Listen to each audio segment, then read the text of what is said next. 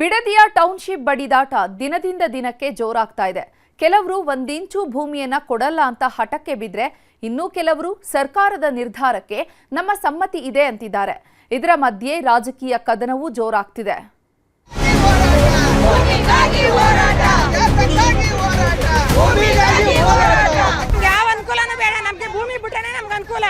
ಆ ಕಸದ ಕಳ್ಳಿಕ್ಕೆ ಹೊರಟಿರ್ತಕ್ಕಂಥ ಭೂಮಿ ಒಂದು ಅಂಗೈ ಅಗಲನೂ ಕೂಡ ಅದು ಬರಡು ಭೂಮಿ ಅಲ್ಲ.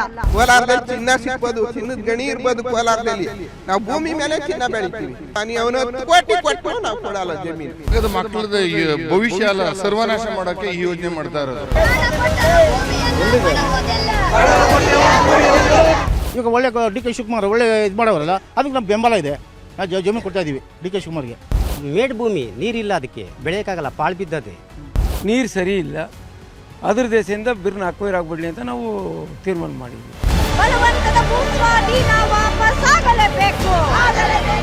ಮೂರು ಹಳ್ಳಿಗಳಲ್ಲಿ ಬಿಡದಿ ಟೌನ್ಶಿಪ್ ಬಿರುಗಾಳಿ ಎದ್ದಿದೆ. ಮಾಯಾನಗರಿ ಮಾಡ್ತೀವಿ ಅಂತ ಹೊರಟಿರೋ ಸರ್ಕಾರದ ವಿರುದ್ಧ ಅನ್ನದಾತರು ರೊಚ್ಚಿಗೆದ್ದಿದ್ದಾರೆ.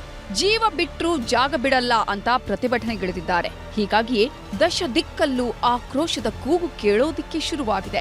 ಇದರ ಮಧ್ಯೆ ರಾಜಕೀಯ ದಂಗಲ್ ಸಹ ಜೋರಾಗ್ತಿದ್ದು, ಕೆಲವು ಕಡೆ ಸರ್ಕಾರದ ನಿರ್ಧಾರಕ್ಕೆ ಜೈ ಅಂತಿದ್ದಾರೆ. ನಮ್ಮ ಭೂಮಿ ನಮ್ಮ ಹಕ್ಕು ಹೋರಾಟ ಶುರು. ಪರ ವಿರೋಧದ ಕಿಚ್ಚು ಎದ್ದಿದೆ ಟೌನ್ಶಿಪ್ ಬಿರುಗಾಳಿ. ಟೌನ್ಶಿಪ್ ಮಾಡೋದಿಕ್ಕೆ ತುದಿಗಾಲಲ್ಲಿ ನಿಂತಿರೋ ಸರ್ಕಾರ ಭೂಸ್ವಾಧೀನಕ್ಕೆ ಅಧಿಸೂಚನೆ ಹೊರಡಿಸಿದೆ. ಹೀಗಾಗಿಯೇ ರೈತರ ದಾಖಲೆ ಸಂಗ್ರಹಕ್ಕೂ ಮುಂದಾಗಿದೆ. ಇದು ಹಲವೆಡೆ ಆಕ್ರೋಶದ ಕಿಚ್ಚು ಹಚ್ಚಿಸಿದೆ.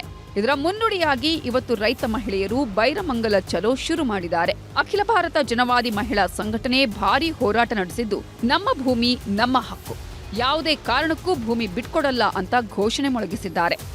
ನಮ್ಗೆ ಯಾವ ಅನುಕೂಲನೂ ಬೇಡ, ನಮ್ಗೆ ಭೂಮಿ ಬಿಟ್ಟನೆ ನಮ್ಗೆ ಅನುಕೂಲ. ಇವಾಗ ನಮ್ಮ ರೈತರುಗಳು ನಾವು ಎಲ್ಗೂ ಹೋಗೋಣ. ಇವಾಗ ನಮ್ಗೆ ಆಗ್ಲೇ 60 ವರ್ಷ ವಯಸ್ಸು, ನಮ್ಗೆ ಯಾರು ಕೆಲಸ ಕೊಡ್ತಾರೆ? ನಮ್ಮ ಮಕ್ಳುಗಳು ಇವತ್ತು ಭೂಮಿ ಏನಿದ್ರು ಒಂಚೂರು ಅನ್ನ ಹಾಕ್ತಾರೆ, ಅದು ಕೊಟ್ಬಿಟ್ಮೇಲೆ ಮಾರ್ಕೊಂಡು ತಿನ್ಕೊಂಡ್ರೆ ಅಂತ ನಮ್ಮನ್ನ ಬೇಪಾರಿ ಮಾಡ್ತಾರೆ. ಆ ಕಸದ ಕಳ್ಳಿಕ್ಕೆ ಹೊರಟಿರ್ತಕ್ಕಂಥ ಭೂಮಿ ಒಂದು ಅಂಗೈ ಅಗಲನೂ ಕೂಡ ಅದು ಬರಡು ಭೂಮಿ ಅಲ್ಲ. ಈ ದೇಶಕ್ಕೆ ಅನ್ನ ಹಾಕ್ಲಿಕ್ಕೆ ಇರ್ತಕ್ಕಂಥ ರೈತನ ಜಮೀನು. ಆ ರೈತನ ಜಮೀನಲ್ಲಿ ಬೆಳೆ ಬೆಳಿಲಿಲ್ಲ ಅಂತ ಹೇಳಿದ್ರೆ ದೇಶದ ಜನ ಉದ್ಧಾರ ಆಗ್ಲಿಕ್ಕೆ ಆಗಲ್ಲ.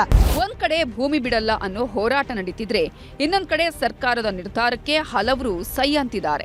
ಟೌನ್ಶಿಪ್ ನಿರ್ಮಾಣಕ್ಕೆ ಬೆಂಬಲ ವ್ಯಕ್ತಪಡಿಸಿದ್ದು, ಕೆಂಪಯ್ಯನಪಾಳ್ಯದ ಬಹುತೇಕ ಮಂದಿ ತಮ್ಮ ಹಕ್ಕುಪತ್ರ ನೀಡ್ತಿದ್ದಾರೆ. ನಮಗೆ ಅವಾಗಿಂದ ಆಸೆ ಇತ್ತು, ನಾವು ಜಮೀನು ಮಾಡಿಬಿಡ್ಬೇಕು ಅಂತ ಅವಾಗಿಂದ ಇತ್ತು. ಈಗ ಒಳ್ಳೆ ಡಿ ಕೆ ಶಿವಕುಮಾರ್ ಒಳ್ಳೆ ಇದು ಮಾಡೋರಲ್ಲ, ಅದಕ್ಕೆ ನಮ್ಮ ಬೆಂಬಲ ಇದೆ. ನಾವು ಜಮೀನು ಕೊಡ್ತಾ ಇದೀವಿ ಡಿ ಕೆ ಶಿವಕುಮಾರ್ಗೆ. ಮೇಡ್ ಭೂಮಿ ನೀರಿಲ್ಲ, ಅದಕ್ಕೆ ಬೆಳೆಯೋಕ್ಕಾಗಲ್ಲ, ಪಾಳು ಬಿದ್ದದೆ. ಅದ್ರ ದೆಸೆಯಿಂದ ಡಿ ಕೆ ಸಾಹೇಬರು ತಗೋತಾವ್ರೆ. ನಮಗೆ ಬೇಗ ನಮಗೆ ಹಣ ಪಾವತಿ ಮಾಡಲಿ. 2.5 ಎಕರೆ ಐತೆ. 2.5 ಎಕರೆಯಲ್ಲಿ ತೆಂಗು, ರೇಷ್ಮೆ ಐತೆ, ಉಳಿ ಮನೆ ಐತೆ. ಅದರಲ್ಲಿ 3 ಬೆಳೆಗೆ 1 ಬೆಳೆ ಆಗೋದೇ ಕಷ್ಟ. ನೀರು ಸರಿ ಇಲ್ಲ, ಅದ್ರ ದೇಶದಿಂದ ಬಿರ್ನ ಅಕ್ವೈರ್ ಆಗ್ಬಿಡ್ಲಿ ಅಂತ ನಾವು ತೀರ್ಮಾನ ಮಾಡಿದ್ವಿ. ಕಷ್ಟದ ಜೀವನ, ಭೂಮಿ ಕೊಡ್ತೇವೆ, ನಮ್ಗೆಲ್ಲ ವಯಸ್ಸಾಗ್ತಿದೆ, ಹೀಗಾಗಿ ಕೃಷಿ ಮಾಡಲು ಆಗಲ್ಲ. ಜೊತೆಗೆ ಕೃಷಿಗೆ ಬೇಕಾದಷ್ಟು ನೀರು ಸಿಗ್ತಿಲ್ಲ. ಲಕ್ಷಾಂತರ ರೂಪಾಯಿ ಖರ್ಚು ಮಾಡಿದ್ರೂ ನಷ್ಟ ಆಗ್ತಿದೆ. ಜೊತೆಗೆ ಕೂಲಿ ಆಳು ಸಿಗಲ್ಲ.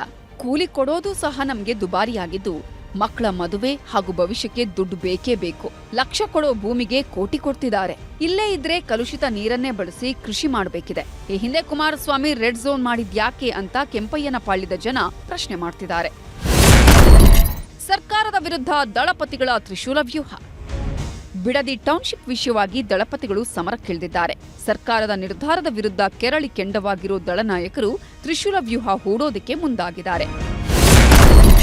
ಟೌನ್ಶಿಪ್ ವಿಷಯವಾಗಿ ಜೆಡಿಎಸ್ ನಾಯಕ ಮಾಜಿ ಪ್ರಧಾನಿ ದೇವೇಗೌಡರು ಕಾನೂನು ಹೋರಾಟಕ್ಕೆ ಪ್ಲಾನ್ ಮಾಡಿದ್ದಾರೆ. ಇನ್ನು ಎಚ್ ಡಿ ಕುಮಾರಸ್ವಾಮಿ ಕೇಂದ್ರದಿಂದ ಒತ್ತಡ ಹೇರಲು ಪ್ರಯತ್ನ ಮಾಡುತ್ತಿದ್ದು, ನಿಖಿಲ್ ಕುಮಾರಸ್ವಾಮಿ ಜನಾಂದೋಲನ ಶುರು ಮಾಡಿದ್ದಾರೆ.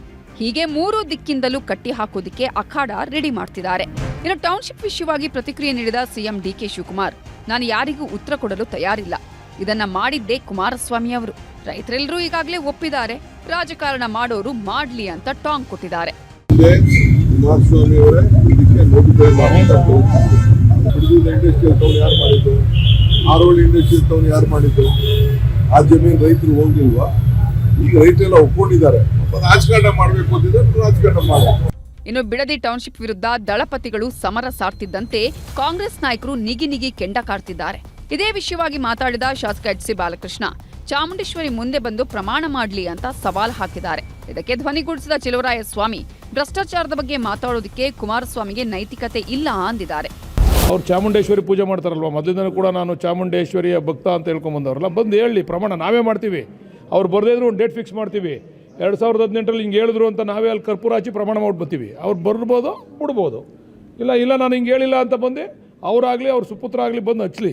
ಕರಪ್ಷನ್ ಬಗ್ಗೆ ಅಥವಾ ದುಡ್ಡಿನ ಬಗ್ಗೆ ವ್ಯಾಪಾರದ ಬಗ್ಗೆ ಕುಮಾರಸ್ವಾಮಿ ಅವರಿಗೆ ಅಲ್ಲ ರೀ ಮಾತಾಡಬಾರ್ದು. ಅವರು ಆ ಥರದ ಚರ್ಚೆ ಮಾಡೋದಾದರೆ ನಾನು ಬರ್ತೀನಿ, ನಾನು ಒಬ್ಬನೇ ಬರ್ತೀನಿ. ಒಂದ್ ಕಡೆ ರೈತರ ಹೋರಾಟ, ಇನ್ನೊಂದ್ ಕಡೆ ರಾಜಕೀಯ ಕದನ.